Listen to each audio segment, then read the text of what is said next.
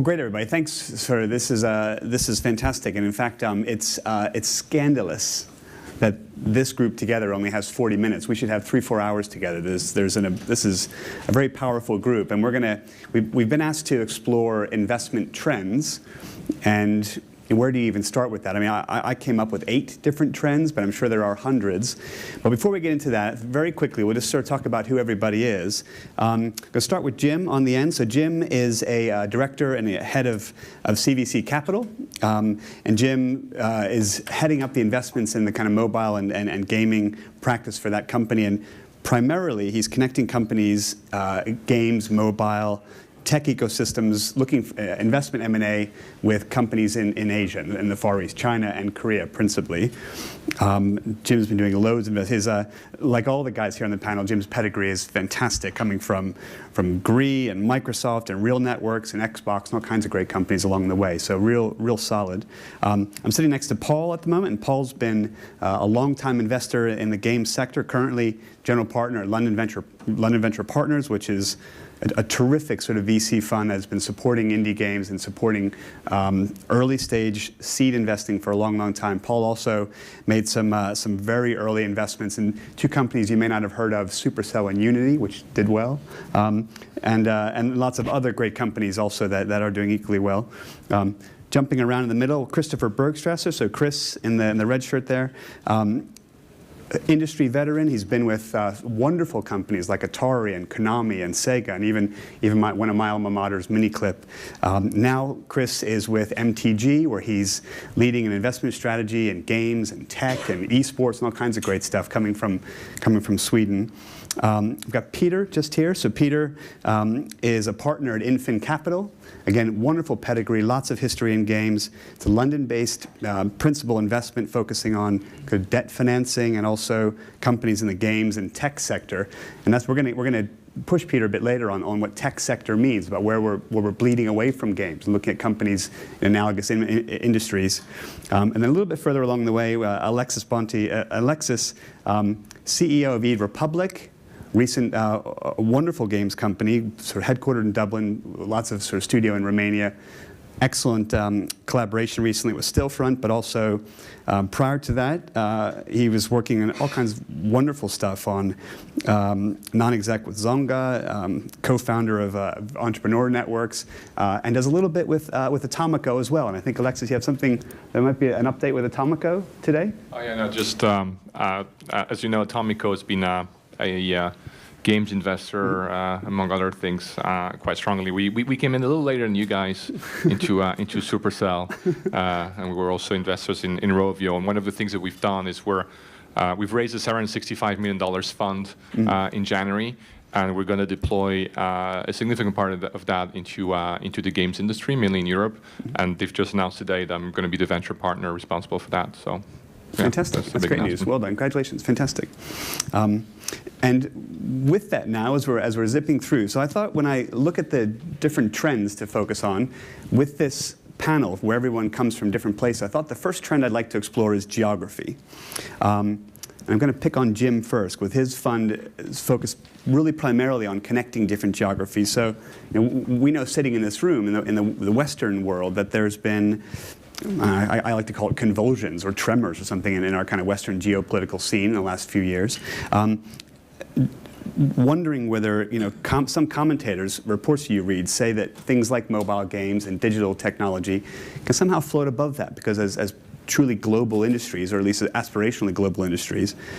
So Jim, as an investor, do you see a change in location of where the targets are located? Do you see a change in location positively, meaning investors working towards an area that seems to have growth, or a change negatively, investors leaving an area where they think there's negative things happening, say Brexit or US elections, these things? Okay, to touch upon that, I think you touched upon a great point that gaming is one of the sectors where there is global appeal for a lot of the content. So unlike things like e-commerce, a lot of other sectors where the differentiation between what's going on in the West and Asia is very clear. You're not going to have companies that are able to cross borders that effectively, whereas game content, at the end of the day, if it is very fun, if it is very appealing, there will be a market for it in both the East and the West. So I think that's a great thing. On the consumer side, it does cross borders. On the investment side and the M&A side, I think you definitely do see this come in waves. So last couple of years, you saw with Gree and DNA, they made a lot of acquisitions overseas and pushed aggressively outside of Asia. That's died down a little bit. 2 years ago, you saw a lot of Chinese companies get aggressive in terms of their investments and acquisitions. There are a lot of reasons for that. Some of them are still there.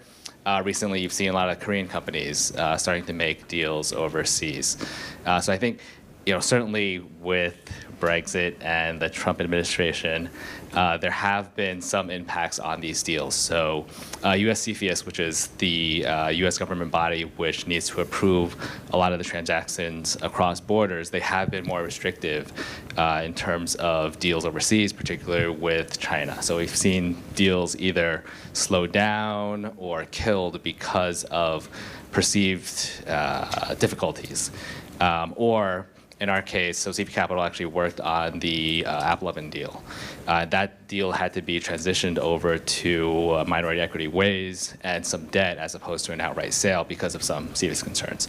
And so there are ways that these deals have been restructured, maybe going through Hong Kong, but definitely there is geopolitical impact to what's going on.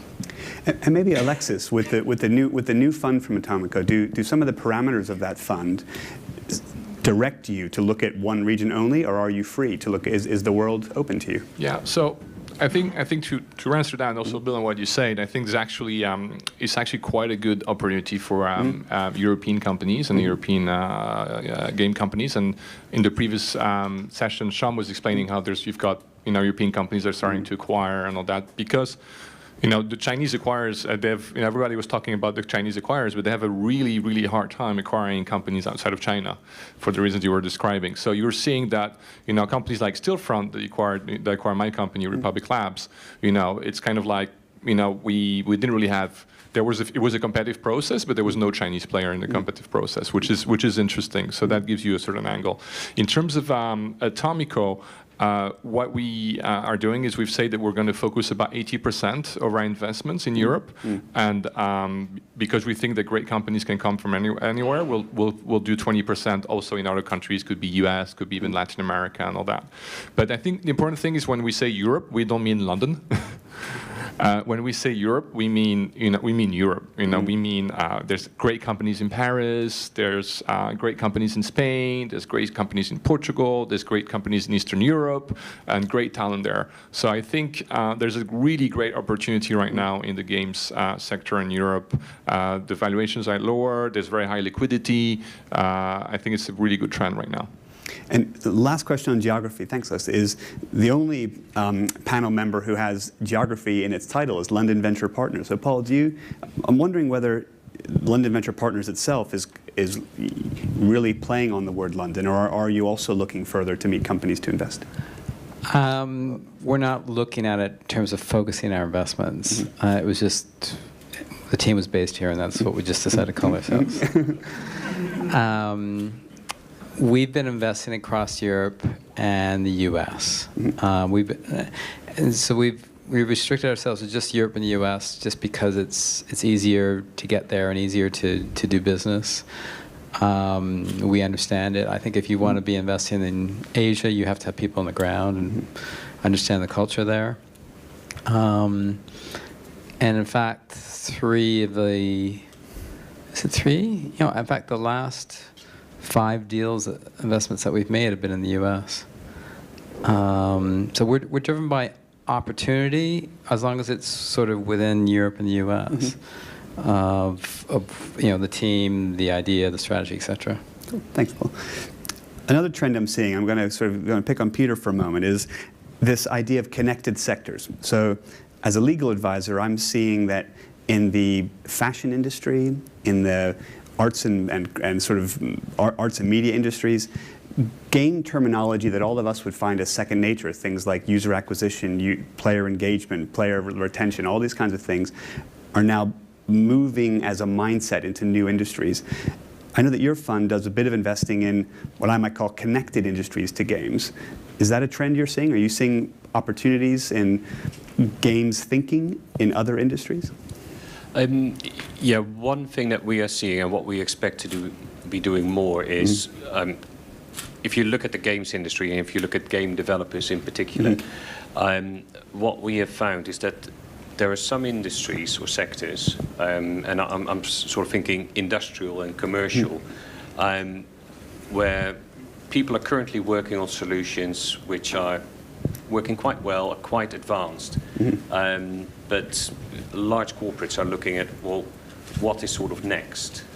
So we see a lot of activity in like object recognition. A lot of it is machine learning based, and it's more and more sort of like processing imagery and processing different kind of input feeds, not necessarily like cameras, but it could be low orbit satellite or LiDAR, for example.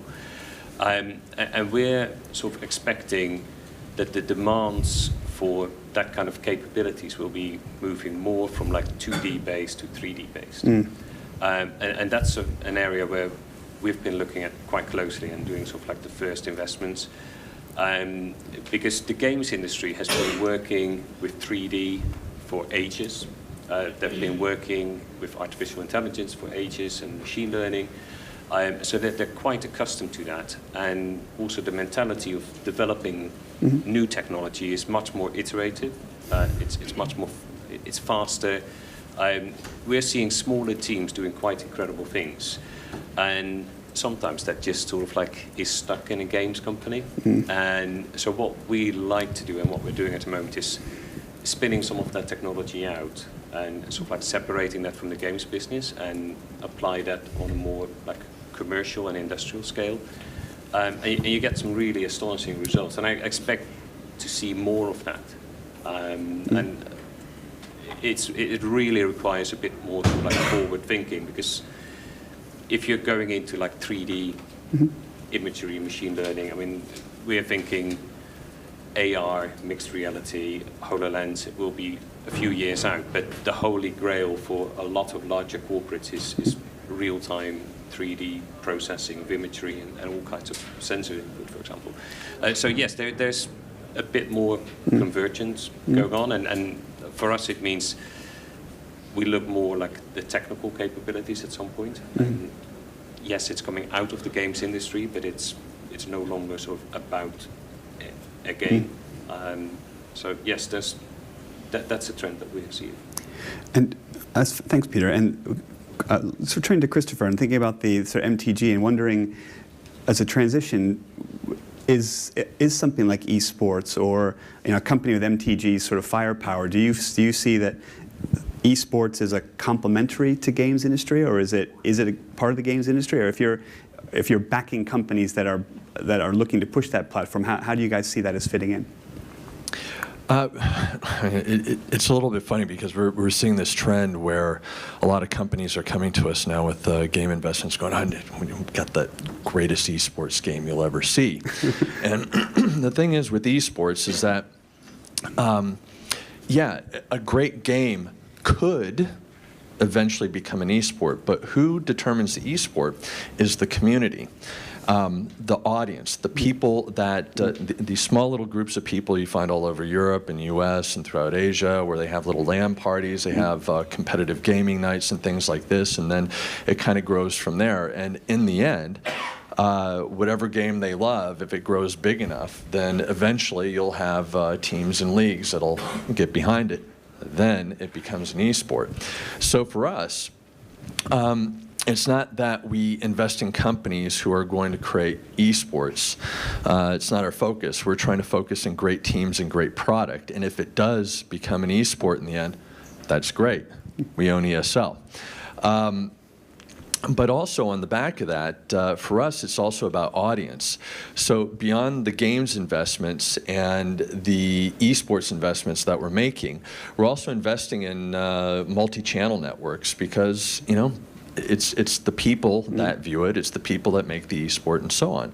We acquired Zoomin TV, we acquired Splay, we have a huge YouTube network, and between the game companies and esports, we try and sort of filter that ecosystem between all our portfolio companies, because yes, we're an investor, but we're also a media company as well, and we thrive off of IP and audience. So esports, it is intrinsically attached to the games industry because it's the games that sort of drive the people. There's a similar to passion, compete. perhaps. Yeah, but I wouldn't say it's an investment that we're going, yeah, but it has to be an esport game.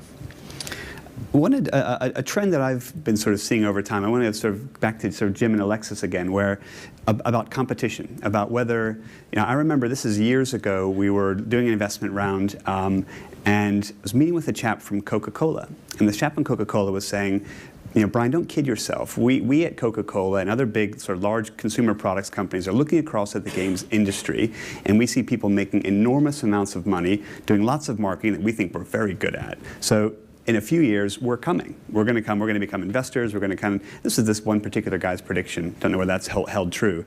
But it got me to thinking about in reverse, where companies like Tencent are buying banking companies and buying automotive, sort of making asset acquisitions out of BMW.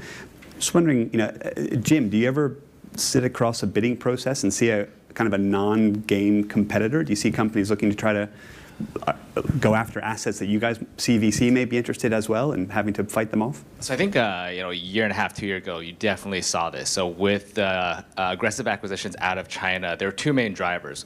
One was the financial component of it, and this is what drove a lot of this, where because the public markets were so bubbly in China, a lot of these companies were valued at 70, 80, 90 times their profits, whereas overseas, they could acquire, let's say, profitable gaming companies at 10, 15 times. And so essentially, they can make these acquisitions, fold the financials into the parent company, and their stock price would see a large bump.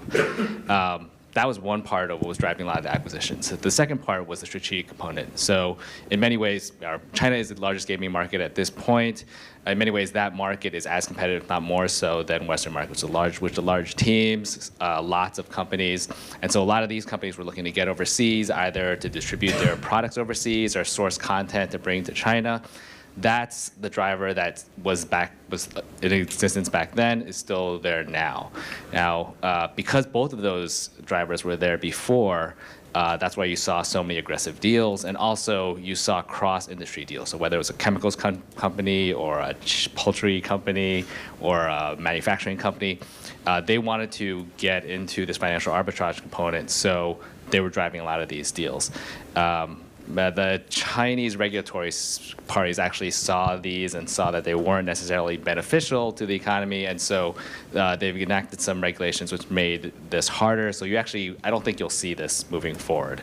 The companies that are making investments and acquisitions now already have a foot in the game in terms of on the gaming side. Yeah, no, I think to build on Jim's point, I think it's a very Chinese thing, and it was for a very specific period. I mean, I don't expect any European chicken company to buy a game studio anytime soon in Europe. So I think it was very, very Chinese. But what we are seeing, on the other hand, is I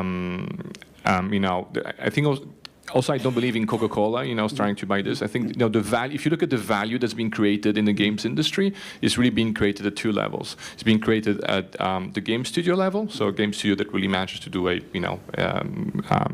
massive game. So, thinking Supercell, Rovio, and then it's being created at the engine level, where the main example is Unity. And to invest in any of those levels, you really need to have a lot of know-how. You need to know what you're doing, not to get it wrong. I mean, that's one of the reasons I'm still CEO of eRepublik, because I want to have up-to-date know-how, so I can be a good investor for Atomico and vice versa. So, but what we are seeing, which is interesting as VCs, is games is such a liquid market, and we tend to forget that. We say, oh, it's hard to raise money, it's hard to do this, it's hard to do a successful game. It's one of the most liquid market in terms of exits, in terms of profitability for startups and all that. Then actually, when I'm coming in and see studios to potentially do an investment for them, usually I'm actually competing against acquirers. Not necessarily other VCs, although some of other VCs are starting to come in. But last year and the year before, games kind of became unpopular among the VC community. Now they're getting popular again. People are looking at it again. But the people that I mostly see in front of me across the table are somebody who wants to acquire them. And so for the entrepreneur, it's a difficult decision. And Sorry.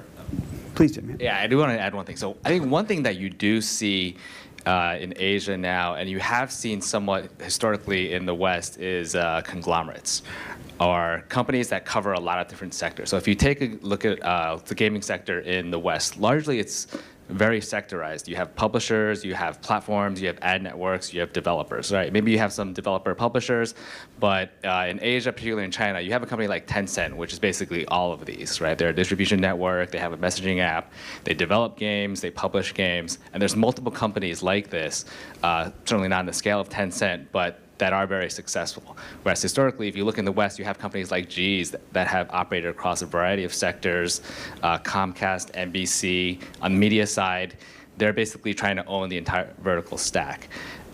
In the West, on the technology side, I think it has typically been very, very sectorized. So Google is search, they try a couple of things. Facebook is Office.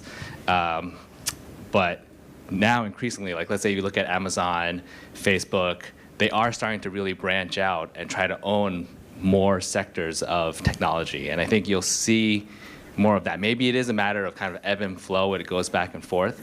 But to touch upon your initial question of companies that try to cross sectors, you are seeing more of that in Asia, and I think in the West also.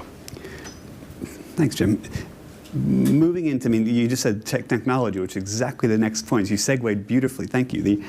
I'm interested also in hearing from you, Paul, about if we start looking at all the new kinds of technologies that could impact games, and I think I've listed about 10 or so, but there are many. AR, VR, facial recognition, voice recognition, gesture control, new graphics, high-def displays, wearables, cloud gaming, multi-screen. At the seed level, is the investment community having an influence on where studios are going? Are there opportunities when you're speaking with very early stage companies and they're looking to maximize a new technology or build a game perhaps or a platform on a new technology, if there's a gentle guidance as to one technology over another, or is it more just kind of free, letting the studio experiment with what they want to do and seeing where that technology might go? Wondering about influence, whether there's a trend on influence. So VCs don't want to control businesses. They want to enable and empower founders. We are normally just small minority investors, but we want to back the best founders. And Supercell's a great example. I mean, it started off as a Facebook game developer. It became a mobile game developer. So however a company starts, not how it ends up. So yes, you want founders who are going to be looking at what are the right trends or the right technologies or platforms to help them grow with whatever their strategy is. And yes, you want to question and make sure they understand and have looked at all the issues and the risks and stuff like that. But at the end of the day, you got to back the founders. I mean, it's very rare to see investors go against the founders. I mean, there was the rare exception with Benchmark and Uber, but that's a big exception. Well, maybe it would perhaps happen before that, where you as a fund are looking at different kinds of technologies that you maybe personally or collectively feel have better chances of success and more interesting, and maybe you're backing those kinds of founders because there's a technology that you like. An example in our portfolio is a company called Shark Punch. We invested in them that they were going to do mobile game discovery, and then they pivoted to PC game discovery, and I could see the tech that they were using, and I was looking at influencer marketing, and I said, well, why don't you take your tech and do influencer marketing in terms of a platform? And that's what they ended up doing, and now it's going pretty well for them. So yeah, we have influence, but it's there to help, not to sort of control. Cool.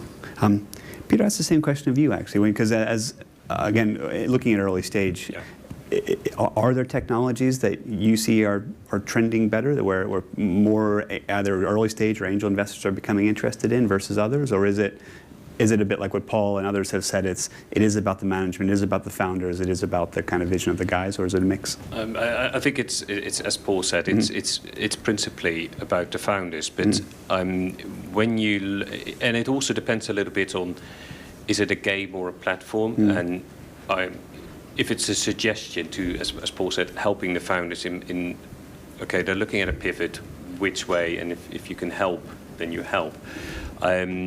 If it's more sort of like hardcore technology and it starts to affect sort of like how do you go to market, that's where you probably see founders reaching out because they will recognize that it's going to be a slightly different sort of kind of business, and they'll need help. They may need some additions to the team and some input. Then that's where you definitely try to help. So it's a bit dependent on like the situation at hand. Is it still fairly close to the business, or is it getting sort of like further away from it?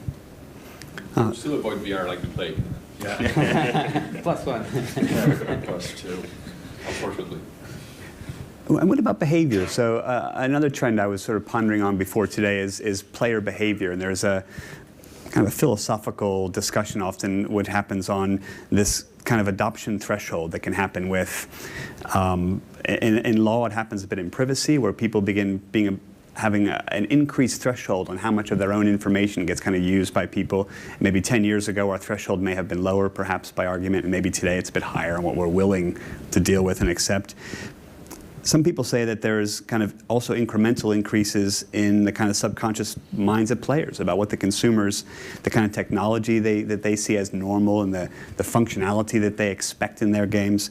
I'm really wondering, and Chris, this kind of lends itself to esports in some ways, and the way MTG is going. Are you looking at companies that are pushing new formats, or do companies tend to like kind of existing formats that are playing on these thresholds, or a mix of both? Is there a search for disruptive formats, or is there a search for people who are maximizing existing thresholds? I think maybe we like to see innovation, potentially disruption, but disruption for the sake of disruption can be evil. It's a great word, though. It's a great word. I love the word disruption. But what we try and look at is again, going to esports, we try and separate that out from the games. On the game side, we're really focused on the teams and the product they're creating, but also what they're utilizing in those games to really connect people. Because I think ultimately what players want is, and a big reason why I'm down on VR is it's sensory deprivation. It's not a social experience. People want a social experience. They want to connect with their friends. They want to connect with other players. They want to be competitive. And there was one company I saw in San Francisco, and just sort of looking at interesting uses of tech, called Spirit Walk. I don't know where they are these days, but the way they had integrated Twitch into their game, it was pretty amazing, because what they did is you were able to directly engage influencers who would play on their little island. And as these competitive battles started, one of these influencers may have 500,000 or 1 million followers, and they're watching this live stream of this game. And for me as a player, that's exciting. I'm playing, and there I am being live streamed with maybe 500,000 people watching, and then I tell my friends about that. So that kind of social integration into games, to where the developer is actually enabling consumers, players, whatever, around the world to find each other, to play, to talk about the game experiences, for us, very important. So that's probably a new threshold. I mean, Alexis, is that a new threshold? Is social integration in a game a new, almost, we use the weird expression, hygiene factor, where it's base level factor in game development? Yeah, I don't 100% agree. I think there's different experiences for different types of players. I'm more a believer in convenience, quite honestly. I think we've become very lazy.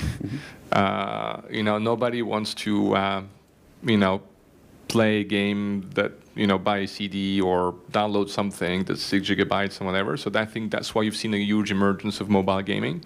It's just much more immediate, much more, and then you can decide if you want to play a single player game or something very casual, very simple. You can play with other people. So that's why I'm actually still very, very bullish on mobile gaming. That's why, in spite of the major support that Apple is giving AR, and that's really Apple has confirmed to me multiple times that they're basically, really going to push AR very, very hard. I just don't see yet, at least in gaming, I see more applications in apps and less in games. I mean, the big hit in terms of AR is not an AR game, is a location-based game. It's Pokemon Go. So I think there's multiple uses. I think it's really about convenience. And yes, the social engagement is important, and yes, the community is super important, but it depends on what type of game, and there's every kind of game out there. I mean, right now, you're seeing messenger games that have, the most basic level of social engagement. You're seeing games that come out, and, within 3 days, they've got 10 million DAU, and nobody's heard of them. And they're very basic, simple games. So it's a very interesting moment, and it's really very much in flux right now. And is But Chris? speaking of the location-based gaming thing, I mean, that's in AR. That's something that we're seeing these small little companies really starting to experiment there, and it could be interesting to see how that goes, because there's one company, they have it's a first-person shooter, a little bit rudimentary on the AR side, but what's interesting is you can make a battle arena in a park. You can grab your friends, have some fun there, and who knows what's going to happen with that for competitive gaming, but it could be an interesting evolution. Sorry. And Peter, that would probably need there would be almost an AI element to that, because of that much processing is probably going to take. Yeah, well, I agree non-humans. with Alexis on the convenience point, and so for me, AR, I see sort of like the most upside, not as much as in games, but it's convenience to me is being able to sort of like do things easier and do things sort of like automated. So we would expect a lot of sort of like fairly mundane tasks, but it could also eventually be fairly complex tasks like transportation to be completely automated and completely autonomous. And that's where I think AR will have much more application. And it's still some time out, but if you're in early, you might be Do well. And I think, do we have, great. Last question. I mean, again, there's so much more. We should have another 3 hours, but these guys, it's scandalous. But people want to have lunch. No, we'll stay. This is food for the soul. This is good stuff. I'm very interested in infrastructure, and Jim, I'm going to ask you as one of our last speakers, and in infrastructure, because with CV Capital looking at kind of East and West, joining them together, and if I think about how Apple's infrastructure works, how Google's infrastructure works, again, as an investor, are there opportunities for you to influence that infrastructure in a way, where companies can put their games and what platforms, what companies, whether Western preferences versus Eastern preferences, or again, is it? Am I thinking too big? Is it more actually it's great companies and great games, and if they are able to utilize the local infrastructure, then great. If they're able to push bounds on different kinds of infrastructure, things like the platforms, the Google Play Store, the App Store, the way the handsets work, one handset versus a different handset. I'm not sure if this is what you're asking, but I think in terms of the new platforms, definitely anytime there's a new platform going out, I think there's a big opportunity, whether it's from an investor standpoint, whether it's from a development standpoint.